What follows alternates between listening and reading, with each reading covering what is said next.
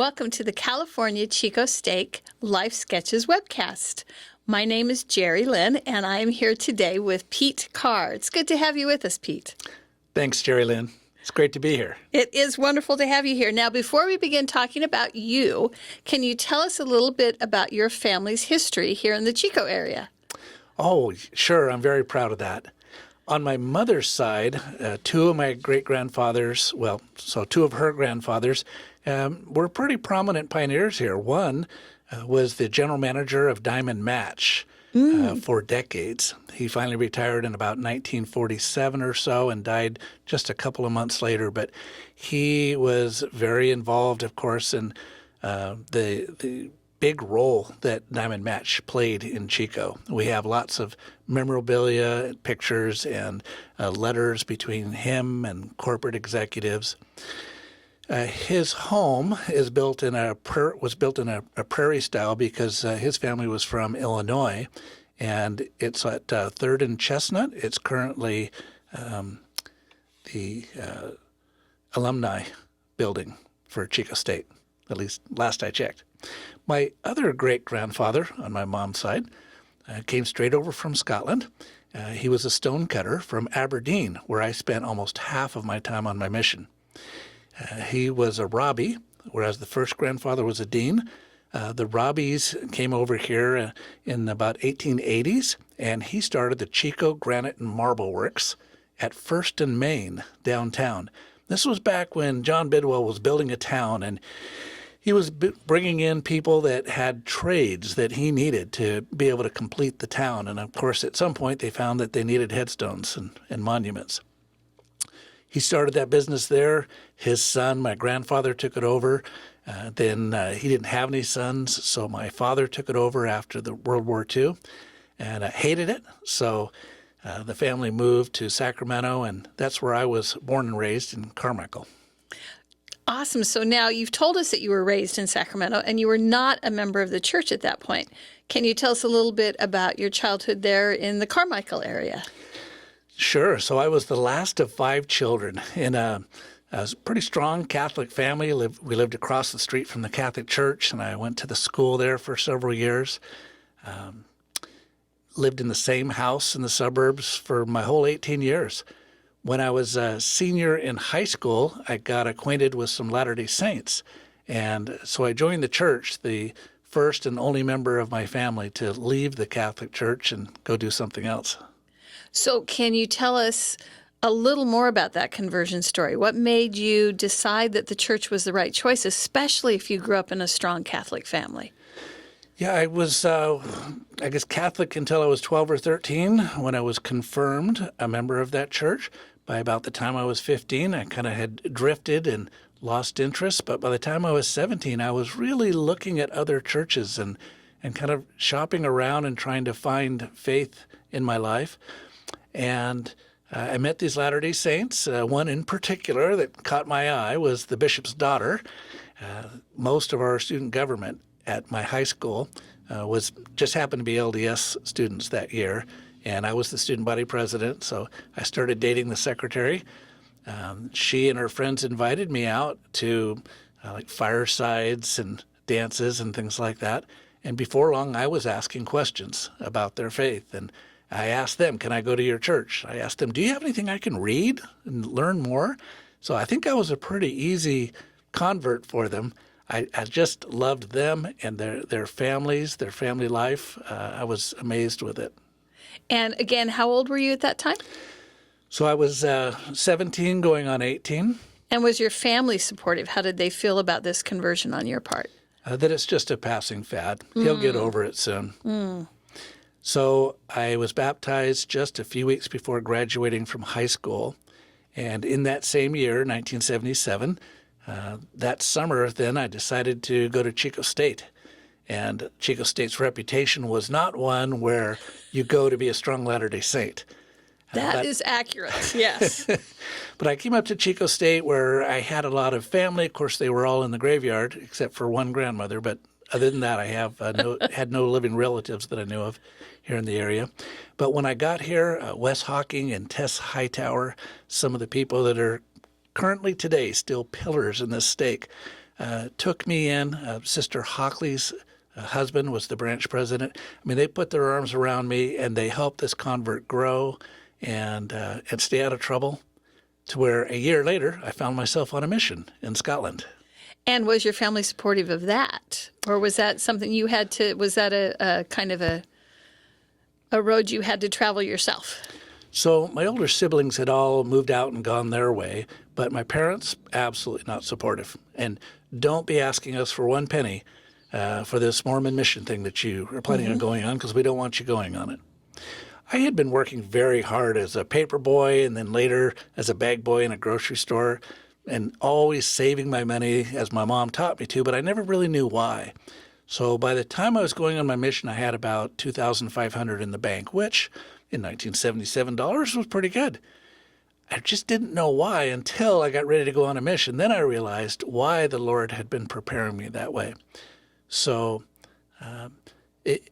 but when I had been out on my mission about a year, after I'd been there about a year in Scotland, where the pound to dollar ratio during those years, 77 and 78, just went upside down. And all of a sudden, the $2,500 that should have paid for 2 years of a mission paid for about 1 year.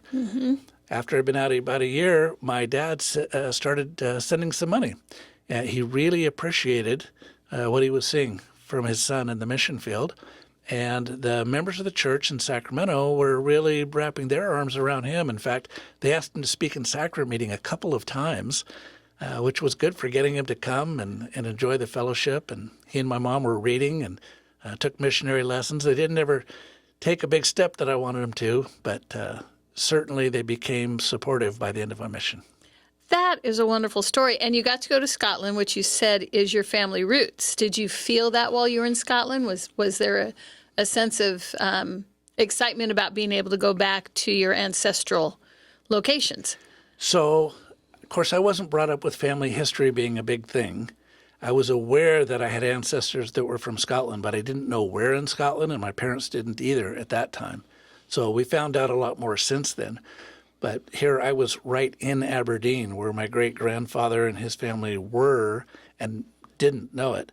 Although I loved that city. Of all the places I was in, I was there for 10 months. I loved it so much that we named our first daughter Aberdeen. Very nice. And did you have a successful mission in the sense that it helped you to grow and you felt the Spirit while you were there? Successful in some ways. After I'd been out about 13 months and hadn't baptized anyone, I certainly had to reckon with why am I here, not just at that point, but all along the way, of course. So it was a struggle. It's a cold place. The winters are very dark, and I was up on the north coast of Thurso, it's called, a little town across the water from the Shetland Islands. It was bitterly cold and dark, and we didn't get in very many homes. So that part was difficult, but I did learn to love my companions and enjoyed the people that we did get to teach. Finally, though, the last few months of my mission, for some reason, the dam broke, and we began baptizing a lot of people, and that was really fun, too, to be able to see the fruits of labor. That is remarkable, especially in the Scotland area in the 70s. So that is really a great story to be able to tell. So you get done with your mission. Do you come back to Chico State? I didn't. My parents had moved within Sacramento. I lived with them for a very short while. Went on some dates. I was at a young single adult dance. So I was going to Sac State and American River College. I went to a young single adult dance. I took a date there with me, but it was the New Year's Eve dance. And right at the stroke of midnight, while all the balloons are coming down and all the confetti, somebody came and planted a big kiss right on my lips. I didn't know who she was, but I got an interest in finding out. Over the next couple of weeks, I figured out who she was and what her name was, and she actually was in the ward that I had been baptized into, but she was a few years younger, and I just hadn't really noticed her before, but I sure noticed her that night. I'm sure you did. My first ask on a date actually didn't go well, but after a while, she did go on a couple of dates with me, and then we went on a picnic, and I just popped the question, without much preparation. I had no ring. I had no nothing. So this was really a fast romance. It was. So What from the went New wrong Year's with the dance, I proposed to her on Valentine's Day. So I guess that was a month and a half later. But we'd only been dating a couple of weeks. And what went wrong with your first date? I invited her to go play racquetball. And she said no. Not I have to do my hair that night or anything. She didn't give me any reason why, and she didn't say, but I'll do something else. I found out much later she just felt like that wasn't how she wanted to meet a boy, was getting beaten in racquetball. That is interesting. And so with the very short courtship and the sort of haphazard proposal, did Julie say yes? She did. She did. And I feel bad for her because she should have had a gallant young man who was well prepared and on one knee, and I didn't know any of those courtesies. And so it was a bit sloppy on my part. 3 months later, we married in the Oakland Temple. And again, my parents, it was difficult. They weren't able to go inside the temple, nor was any of the rest of my family, whereas hers was.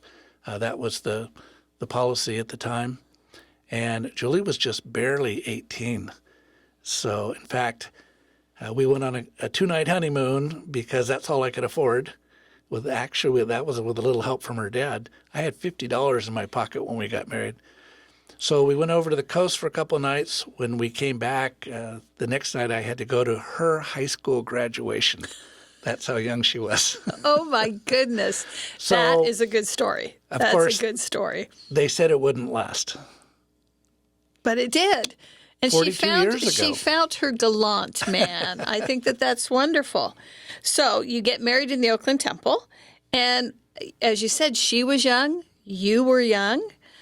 No money yet. And, so many people today want to wait until they feel more settled. What was it like kind of having that quick beginning for you guys? Was it easy? Were there some trials that came with that? I guess I think that we as adults looking back on it would think it was a real hardship, the little tiny hut that we lived in, but it was our place. We were thrilled. We had no heating or air conditioning, so we'd turn on the oven and open it for heat, and we were fine with that. We didn't, I guess, realize what we didn't have.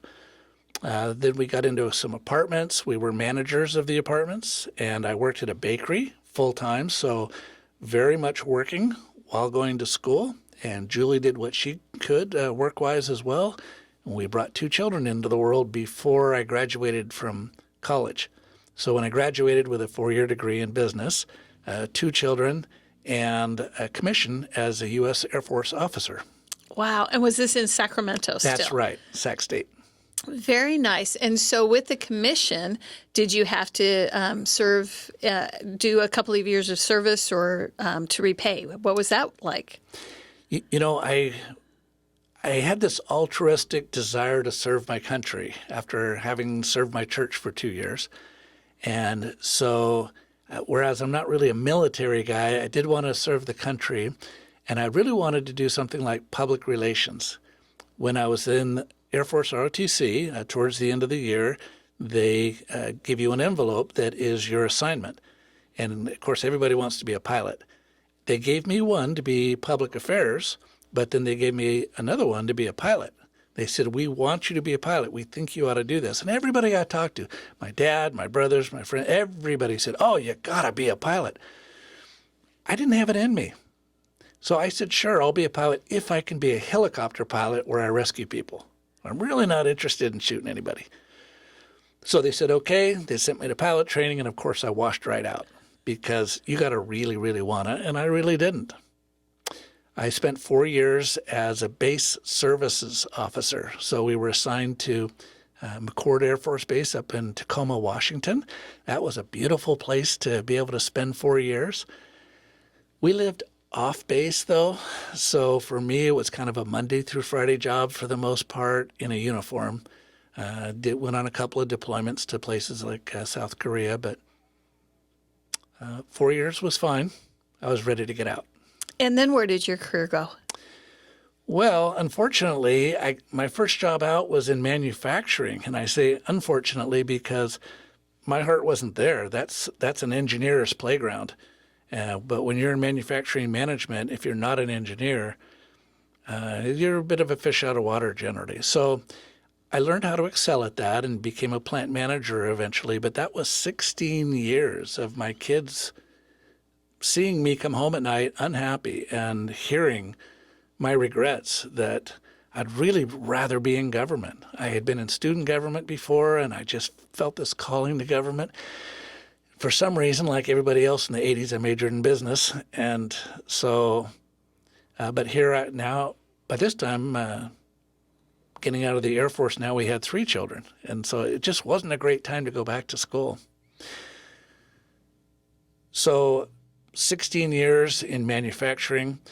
When a plant closed over in Ukiah, where we had lived for 10 years, I got a job offer over here in Chico at a manufacturing firm at the Chico airport. In fact, right across the street from the Bishop Storehouse. So I took that. I thought it'd be fun to be the plant manager. It was for 4 years. But then I got fired one morning. And it was a situation where the CEO's son worked for me. And he wasn't working out, and so one of us had to go. So I understood, and I would manage it just the same today as I did then if I had it to do over. Now, did this end up being a blessing? Did it finally get you where you wanted to be in life? Well, of course it did, but at the time it sure didn't feel that way. Often it doesn't, yep. But I couldn't stand the thought of just going and getting another manufacturing job. I had worked for Fortune 100 companies like General Mills, an international paper company, and then this smaller firm in Chico. And I just was bored to death in manufacturing, where everything is supposed to be the same every day.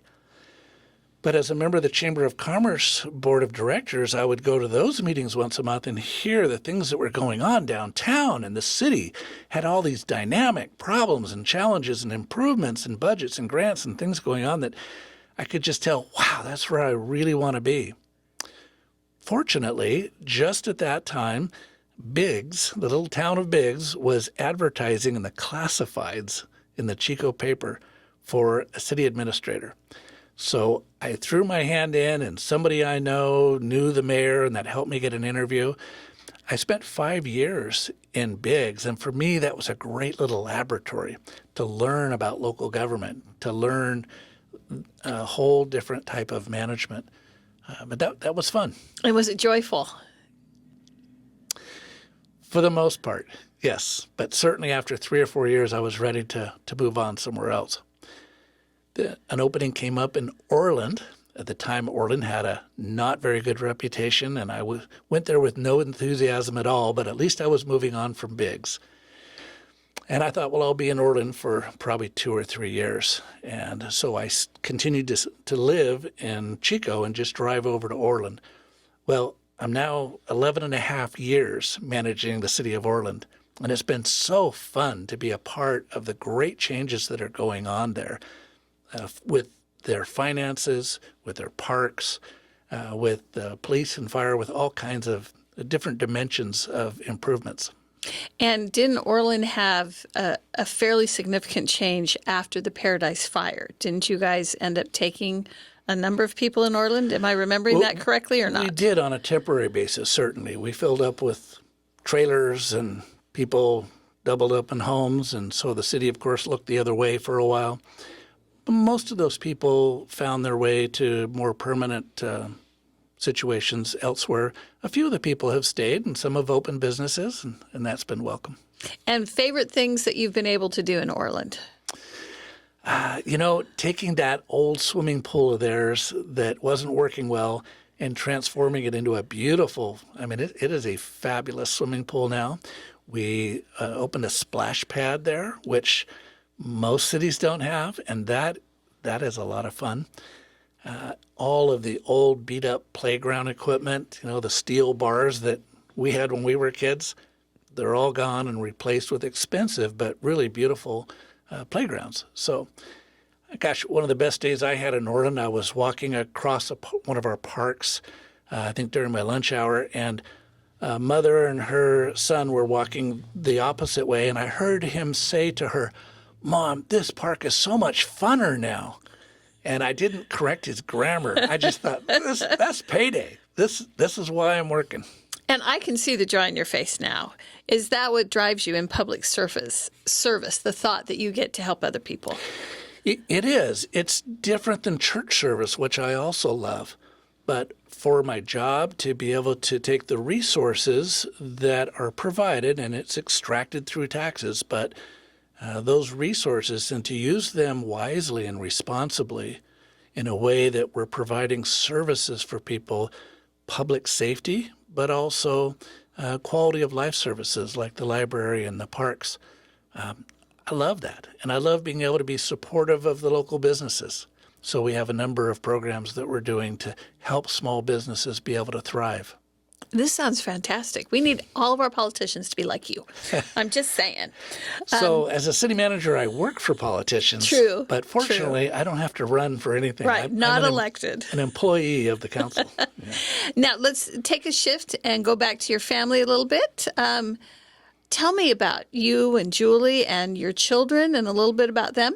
Any great children's stories? So I told you by the time we got to Lodi, we had our fourth child. So we have a daughter and then 3 sons. And each of them now are married. They all married in the temple, and 3 of them have children of their own. So we have 10 grandchildren now.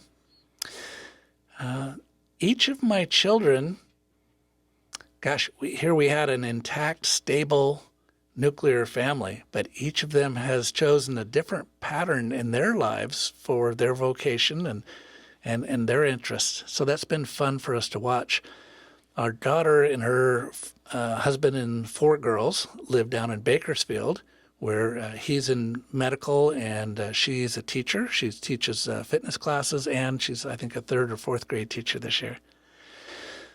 And then our second child, our son Tim, is also in Bakersfield, just moved there recently, just a place where he wanted to go to. He's in logistics and loves coaching his son's football team. And do they live close enough that they can spend some time together as siblings? They certainly could. He just moved there recently. And yeah, they're in the same area of town, basically. Oh, that's nice. Yeah. So our third is Josh. And Josh always wanted to be a cop, just always saw himself with a badge and a gun and driving a car. So he took a roundabout way of getting there, but he's a federal law enforcement agent now. The funny thing is he's undercover, so you can't see his badge and he doesn't have a uniform.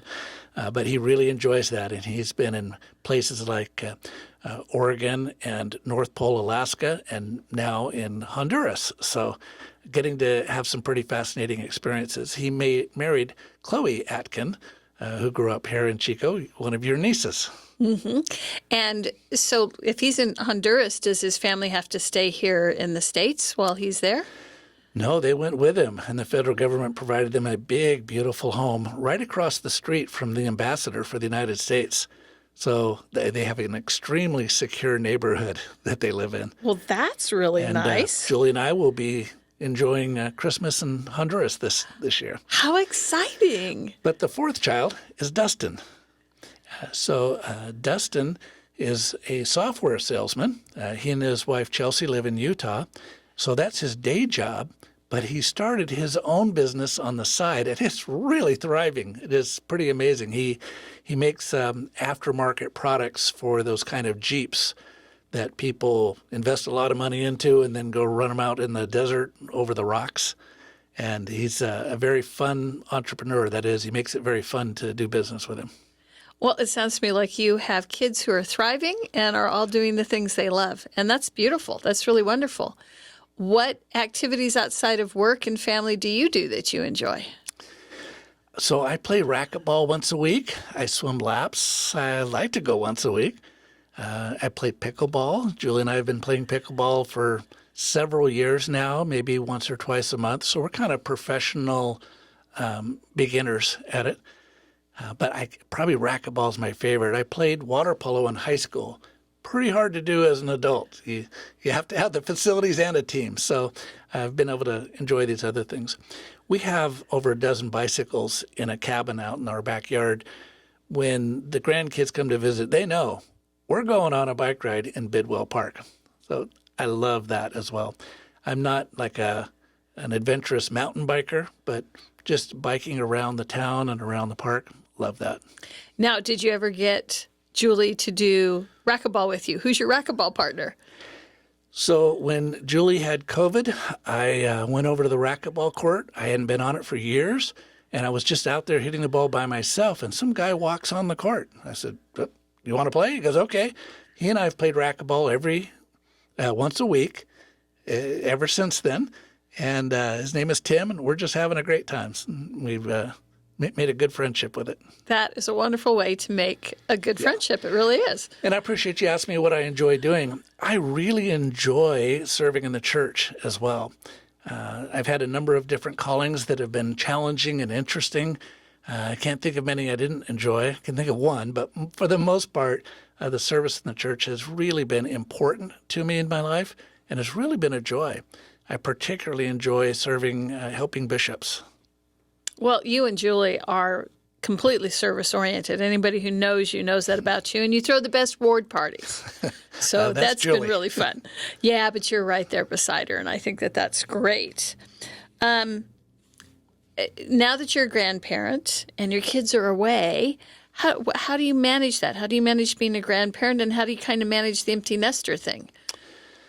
I think we're struggling to get used to that. We had envisioned that we were going to be, I'd be sitting on the front porch swing with a grandchild that just loves to hear my stories over and over while she's pulling a pie out of the oven, and the kids could just walk down the street to go back home, and it didn't turn out that way.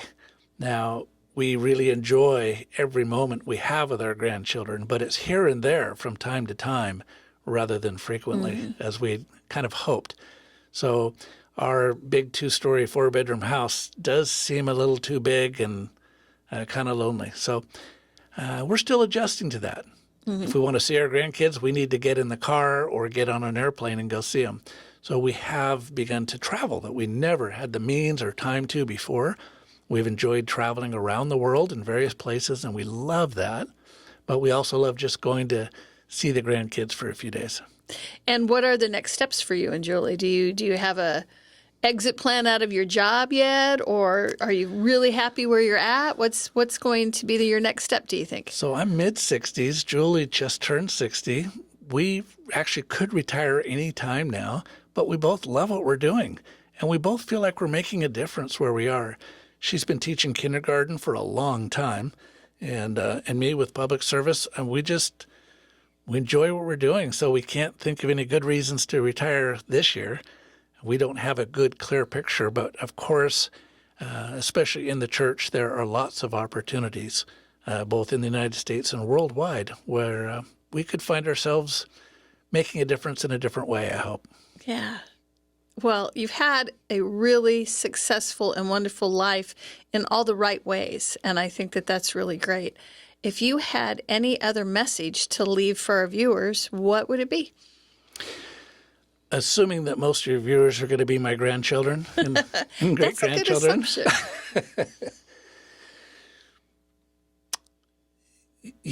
There's just nothing more important to me than the marriage that Julie and I started 42 years ago.